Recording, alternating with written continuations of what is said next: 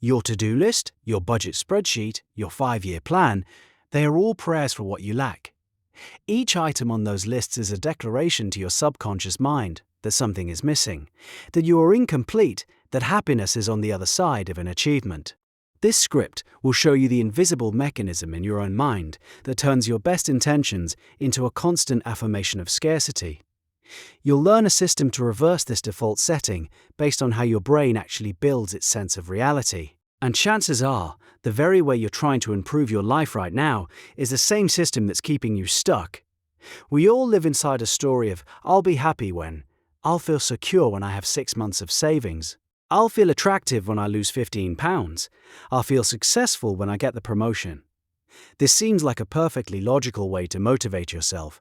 You identify a problem, the gap between where you are and where you want to be, and you create a plan to close it. It's the foundation of all goal setting. But this constant focus on the gap has a profound psychological side effect. You are training your brain, hour by hour, to see your present life as a deficit. You're practicing the feeling of being without. You are affirming lack. Every time you say, I need more money, you are practicing the feeling of poverty. Every time you think, I need to find a partner, you are rehearsing the feeling of loneliness. The goal becomes a constant reminder of its own absence. This mental habit feels productive. It feels like responsible planning.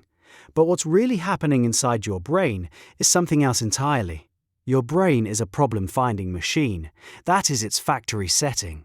For hundreds of thousands of years, the humans who survived were the ones whose brains were best at scanning the horizon for threats, for dangers, for what was missing. A rustle in the grass could be a predator. A shortage of food could be a rival.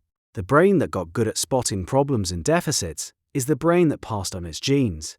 Your brain, it's a magnificent survival tool. It's like a world-class quality control inspector on an assembly line. With one single instruction, find the flaw. It can scan 1,000 perfect products and it will instantly lock onto the one with a tiny scratch. This is the negativity bias in action. It's a feature. A design choice for survival. But what happens when you turn this ancient problem-finding hardware onto your modern life? It does the only thing it knows how to do. It finds the flaw. It scans your perfectly adequate life and finds the scratch. Your relationship is good, but it finds the one recurring argument. Your job is stable, but it finds the annoying coworker. Your body is healthy, but it finds the 5 pounds you want to lose. Your brain's default state is to find the gap, the lack, the problem. It then presents this problem to your conscious mind as an urgent, flashing red light. So you, being a responsible person, make a plan to fix it. You put it on your to-do list, and in doing so, you have just given your brain exactly what it wants. A problem to solve, a lack to focus on. You've validated its alarm. You've reinforced its belief that the present moment is fundamentally flawed. This explains why achieving a goal so often feels hollow. You cross the finish line, maybe feel a brief moment of relief, and then almost immediately, your brain serves up the next problem. The next lack. It moves the goalposts. It seems like a treadmill you can never get off of. But there's a specific reason why forcing yourself to think positive makes this treadmill run even faster. The common advice for this problem is to practice gratitude or use positive affirmations. Just force yourself to think happy thoughts. This advice is well-intentioned, but it misunderstands the machine it's trying to operate.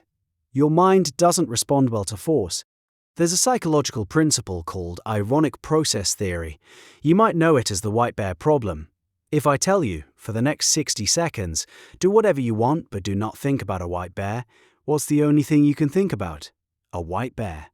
The act of trying to suppress a thought makes it stronger. When you are feeling a deep sense of lack about your finances, and you stand in the mirror forcing yourself to chant, I am wealthy, I am abundant, you are screaming, white bear.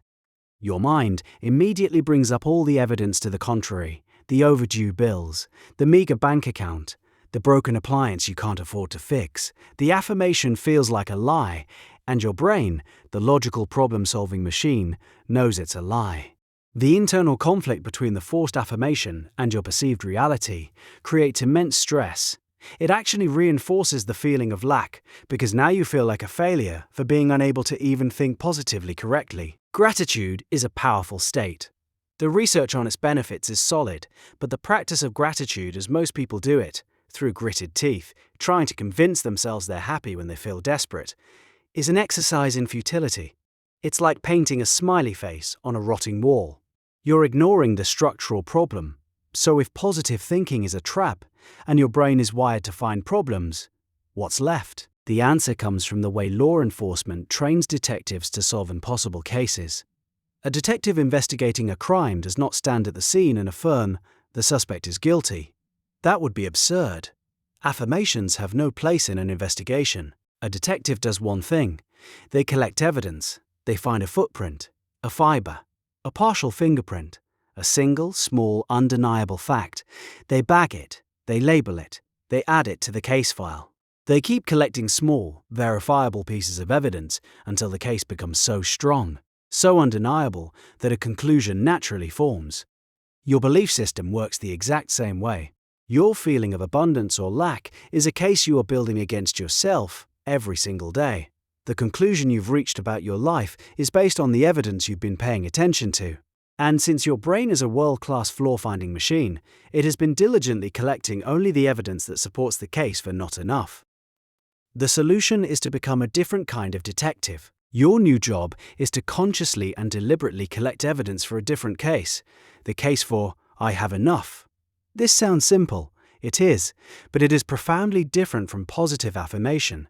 You are not trying to convince yourself of a lie. You are showing yourself a verifiable truth. You start small, painfully, ridiculously small. Instead of affirming I am wealthy, you open your wallet. Do you have a single dollar? Yes, that is a piece of evidence. You write it down, mentally or physically. I have $1 of cash flow today. That's it. It's an undeniable fact. Your brain cannot argue with it. Did you eat a meal today? Evidence. Did you wake up in a bed with a roof over your head?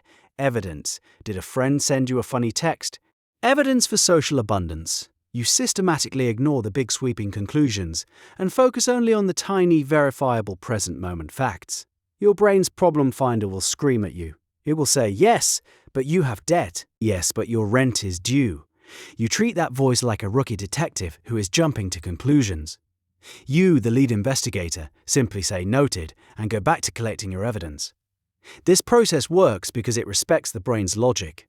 You are feeding it data, not hype.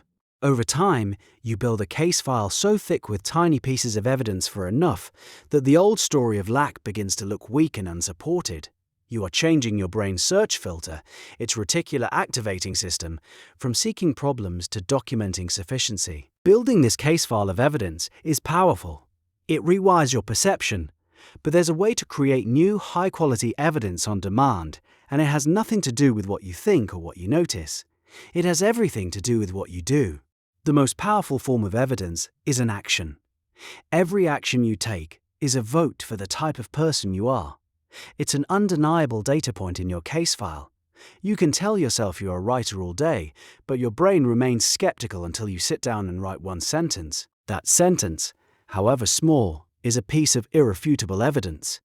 You are a person who writes. The action is the affirmation. This shifts everything from passive observation to active creation. Let's say you feel a deep lack of confidence. The old method is to stare in a mirror and say, I am confident. The new method is to take one small action that a confident person would take. Send that one email you've been dreading. Speak up for 30 seconds in a meeting. Make the phone call. The action itself might be terrifying, but the moment it's done, you have a fresh piece of evidence. You are a person who, despite being scared, takes action. That is the very definition of courage, which is the engine of confidence. Your old identity, the story of lack, might have thousands of votes cast for it over the years. Your new identity starts with one. The goal is to win the election, not in a landslide, but by a slowly accumulating majority, one vote at a time. The beauty of this is that the feeling doesn't have to come first. You don't need to feel energetic to go for a 2-minute walk. But after the walk, you have evidence that you are a person who moves their body. The feeling of being an energetic person follows the evidence. You don't need to feel generous to give $1 to someone in need. But after you do, you have evidence you are a generous person. The feeling of abundance follows the act of giving. Each tiny action demolishes the story of lack. It's hard for your brain to maintain a narrative of helplessness when you are actively taking helpful actions. It's difficult to believe the story of being unlovable when you're performing loving acts. The actions shout louder than the feelings. They shout louder than the old story. This reframes your entire to-do list. It's no longer a list of things you lack. It becomes a menu of votes you can cast. Go to the gym is a vote for I am a healthy person. Pay one bill is a vote for I am financially responsible. Read 10 pages is a vote for I am a learner. You are no longer trying to achieve a future state of happiness. You are embodying the identity you want, right now, with one small evidence-creating action. This entire process is about shifting your focus from filling a void to cataloging a presence. The feeling of lack is a perceptual habit, reinforced by a brain that evolved to find problems for your own protection. You can't fight this programming head-on. Trying to force positivity into a system designed for threat detection is like trying to upload a video game onto a pocket calculator. It's the wrong tool for the job. The calculator only understands numbers, data. Your brain is the same, it doesn't respond to wishful thinking. It responds to evidence. Your work is to become the curator of that evidence, to deliberately gather the data points that build the case for the life you want to experience. You start by noticing the good that is already present. The single dollar, the warm cup of coffee, the sunny day. You build a foundation of verifiable facts. Then, you begin to create new evidence through your actions. You cast votes. You become the person you want to be, one tiny irrefutable action at a time. The apathetic person takes one step. The broke person saves $1. The lonely person sends one kind text. The evidence file grows. The old story starves. Stop praying for rain. Start digging a well. The action is the answer. It's the only affirmation that your brain will ever truly believe.